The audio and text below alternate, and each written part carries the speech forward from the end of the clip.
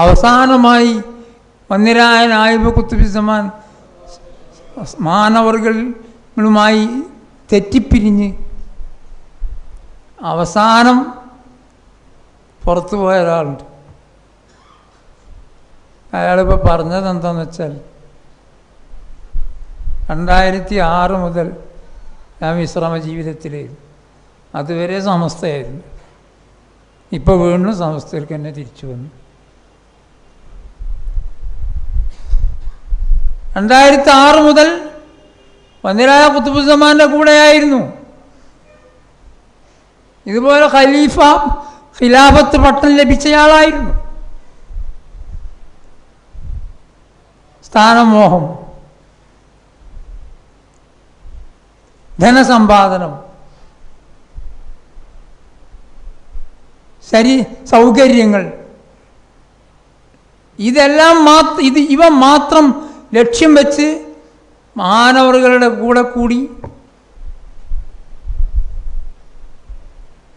വന്യരായ നായിബ് ഖുത്ബുസ്സമാൻ മഹാനവറുകളെ അല്ലാഹുമ്മ സല്ലി വസല്ലിം വബാരിക് അലൈഹി മഹാനവറുകളുടെ ഉന്നതമായ നേതൃത്വം,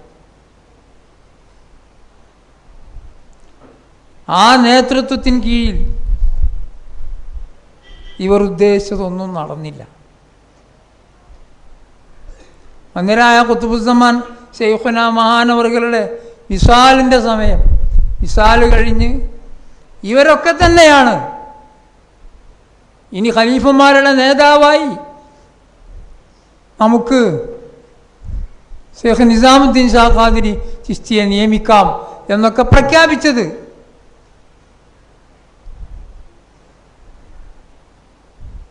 കണ്ണൂരുള്ള ഒരു വിഘടിച്ച ഖലീഫ പറഞ്ഞത് ഇങ്ങനെയാണ്: ഞാൻ തന്നെ ഇനി നായിബിൻ്റെ പിന്നിൽ നിന്ന് പോയാലും നിങ്ങളാരും പോകരുത് എന്ന്.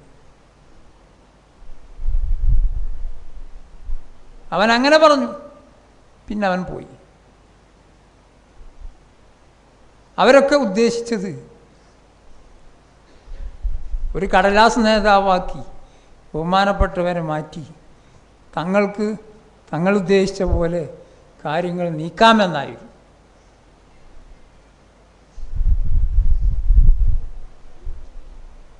പക്ഷേ ഇമാം അലിയും കറമല്ലാഹു വജ്ഹ അസദുല്ലാ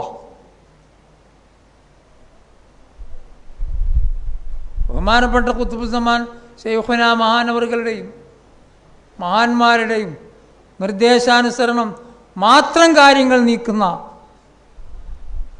ബഹുമാനപ്പെട്ടവരുടെ മുമ്പിൽ ഇവരുടെ ഒരു കുതന്ത്രവും വിലപ്പോയില്ല. അപ്പോൾ ഓരോരുത്തരായി അവരുടെ തനി നിറം പ്രത്യക്ഷപ്പെടുത്തുകയാണ് ഉണ്ടായത്.